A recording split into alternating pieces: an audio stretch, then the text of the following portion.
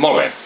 Ja hem vist que quan tenim una equació de segon grau completa d'esta forma, existia una formuleta per a la solució general donada per esta equació, esta formuleta d'ací.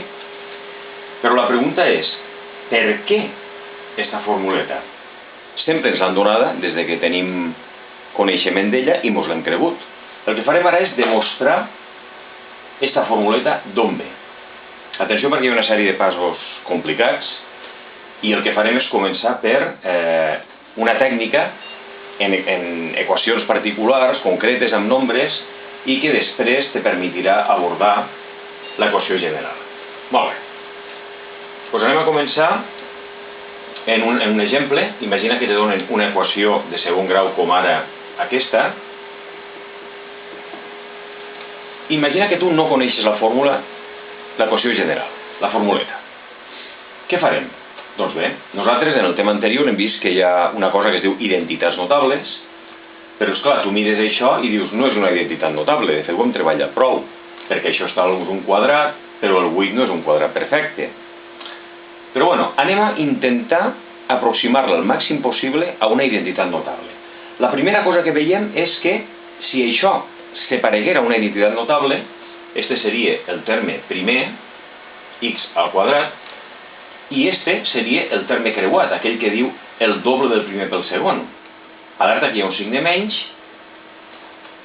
per tant serà la segona fórmula de la identitat notable, però què passa? Que este d'ací, este 6, d'on prové?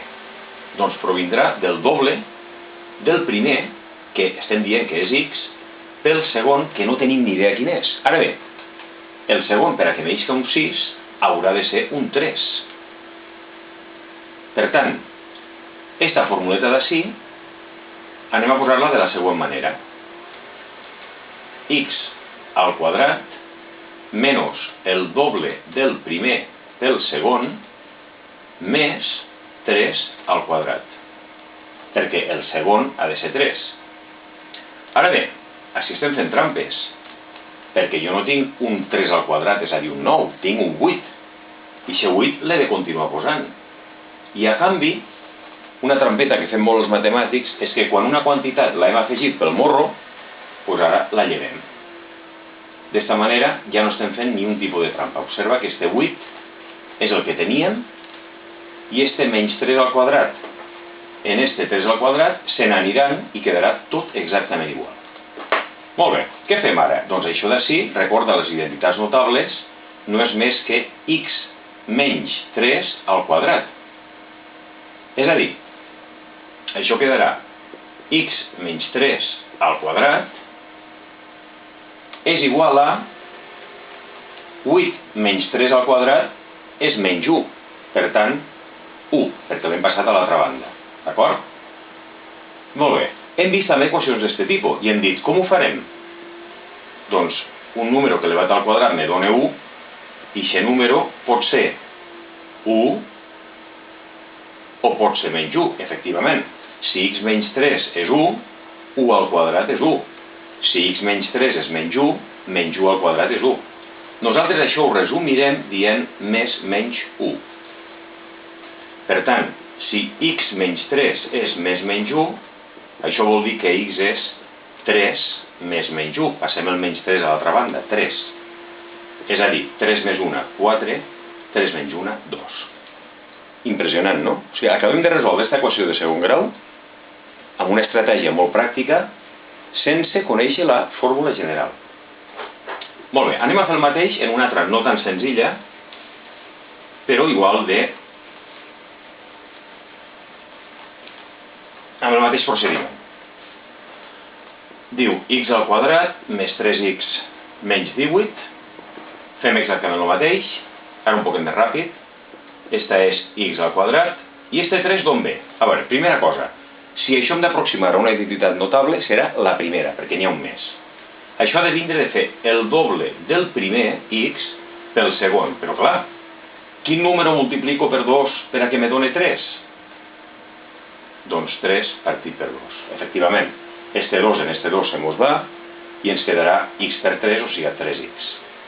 En esta tècnica, igual que adés, direm x al quadrat més el doble de x per 3 partit per 2 més, atenció, 3 partit per 2 al quadrat menys 18 menys 3 partit per 2 al quadrat igual a, que no me cap, 0.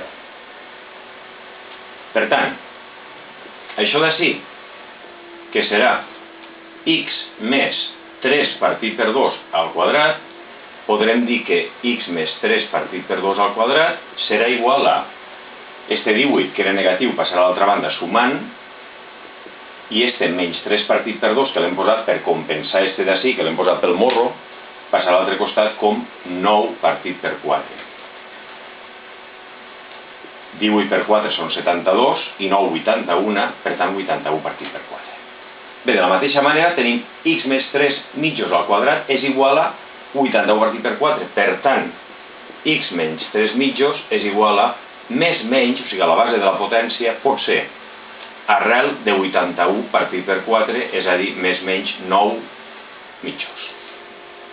Finalment, la x serà menys 3 mitjos més menys 9 mitjos, és a dir, menys 3 més 9 partit per 2 o menys 3 menys 9 partit per 2, 6 partit per 2 que és 3, menys 12 partit per 2 que és menys 6. És a dir, acabem de resoldre de nou una equació de segon grau. Observa que la clau ha estat en considerar este terme que no era parell, el 3, i l'hem hagut de posar aixina per a que el 2 desapareguera.